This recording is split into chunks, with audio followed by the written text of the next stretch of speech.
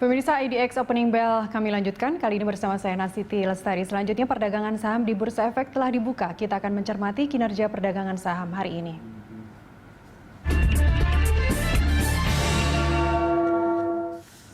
Untuk mengetahui pergerakan saham hari ini kita bergabung dengan analis dari Mirai Aset Sekuritas, Christine Natasha. Selamat pagi, Christine.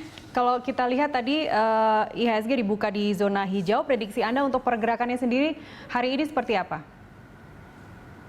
Kalau saya prediksi hari ini memang akan bergerak di zona hijau ya, karena indeks saham di Asia pagi ini juga dibuka naik setelah semalam indeks saham utama di Wall Street berbalik arah dan juga berakhir di teritori positif dan didorong oleh berita-berita baik dari pengembangan vaksin dan juga komentar dari Ketua The Fed, Jerome Powell, tentang inflasi. Jadi investor menyambut baik berita dari regulator Amerika Serikat, Food and Drug Administration atau FDA, yang mengatakan juga bahwa vaksin yang dikembangkan oleh Johnson & Johnson aman dan efektif dalam proses uji coba sehingga membuka jalan untuk dapat mendapatkan izin penggunaan darurat paling cepat di minggu ini, dan juga investor mengambil sikap positif dari Ketua The Fed, Jerome Powell, yang telah berusaha meredakan kekhawatiran mengenai prospek dari kenaikan suku bunga dan juga ancaman lonjakan inflasi di Amerika Serikat, yang dimana Powell mengatakan bahwa kenaikan yield menunjukkan tingkat kepercayaan pasar bahwa Amerika Serikat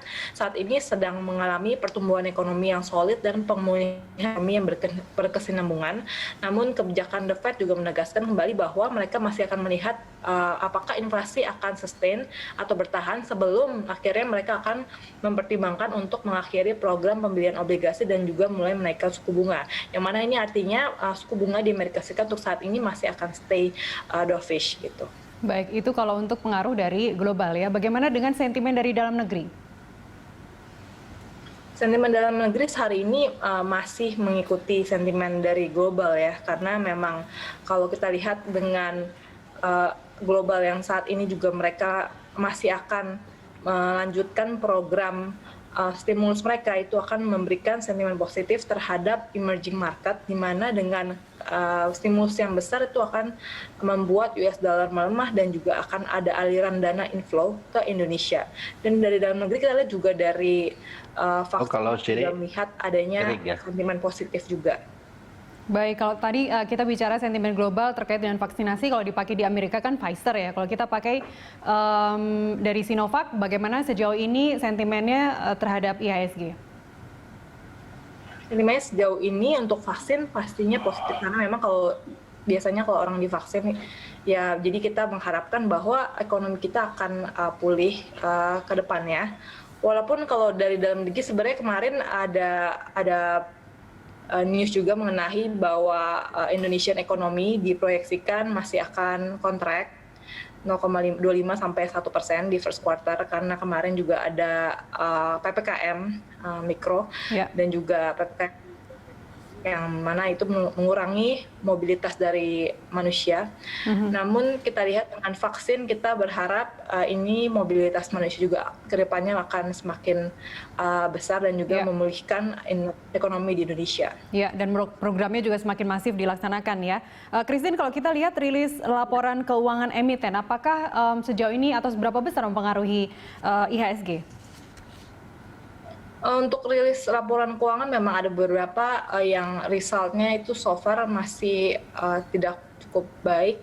Namun kita lihat sebetulnya itu semua sudah price in, karena kan kita menantikan itu first quarter 2021 yang lebih baik gitu. Jadi kalau di fourth quarter memang kemarin masih cenderung secara year on year masih cenderung lebih rendah. Namun kita harapkan di 2021 karena pembukaan dari ekonomi, kita harapkan ekonomi kita akan berjalan lebih baik.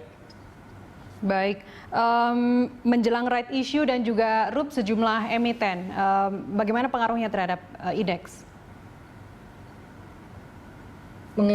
Untuk RUPS dan RUPS apa nih maksudnya? RUPS dan right issue dari sejumlah emiten? RUPS dan right issue untuk bank-bank kecil maksudnya kali ya? Iya. Jadi kalau untuk bank-bank kecil, jadi saat ini memang masih digodok ya untuk regulasinya. Jadi penyusunan regulasi tersebut saat ini masih dalam tahap menerima masukan dari berbagai pihak, di mana secara umum pendirian bank digital akan dibagi jadi dua kelompok. Pertama itu pendirian bank baru yang beroperasi sebagai bank digital dengan modal inti minimal 3 triliun, dan juga bank konvensional yang bertransformasi menjadi bank digital dengan modal inti 1 triliun. Jadi mengenai hal ini sebetulnya memang sentimennya positif, karena dengan rights issue jadi ada penambahan modal dan juga ada potensi jika nantinya modal tidak terpenuhi, mereka akan melakukan merger dan akuisisi gitu. Jadi memang walaupun sebenarnya ini sedikit spekulatif, karena kita belum melihat bagaimana implementasi dari merger dan akuisisi ini dan juga rights issue-nya. Baik, untuk sektor perbankan saham apa saja yang Anda rekomendasikan? Kalau untuk sektor perbankan kan kita sukanya big cap seperti BBRI, BPCA, dan mungkin kalau kita lihat dari perbankan yang dari sentimen positif perbankan mikro yang mana ada news mengenai diakuisisi oleh perusahaan-perusahaan fintech seperti CIA. Nah, kita lihat dari Bank BNBA dan juga BACA juga ada sentimen positif dari situ. Ya. Baik, dari sektor perbankan kita ke sektor komoditas. Kemarin juga sahamnya mulai naik karena harga komoditas yang mulai menguat. Rekomendasi Anda seperti apa, Christine? Untuk saham-saham komoditas kita masih suka Antam, karena kalau kita lihat memang harga nikel melonjak signifikan, dan kita lihat juga dari prospek pertumbuhan harga nikel ke depannya masih bagus, dan juga dari harga timah yang juga masih baik, apalagi dengan pertumbuhan dari China, dan juga dari harga komoditas lainnya seperti harga pulp and paper, yang dimana itu juga memberikan dorongan teritori positif untuk saham-saham pulp and paper seperti Techim dan INKP, dan kita juga masih suka saham-saham tersebut, dan juga saham-saham berbasis CPO seperti Alsip. Baik, bagaimana dengan sektor teknologi? Sektor teknologi ya, sektor teknologi sebenarnya memang seperti MTech mungkin kali ya. Untuk saat ini ya kita lihat memang mungkin karena dengan konsolidasi dan juga e-commerce yang semakin besar, sentimen positif dari luar negeri juga, ya kita lihat ada sentimen positif dari situ. Namun saya saat ini belum terlalu merekomendasikan. Baik, target IHSG untuk tahun ini berapa, Christine?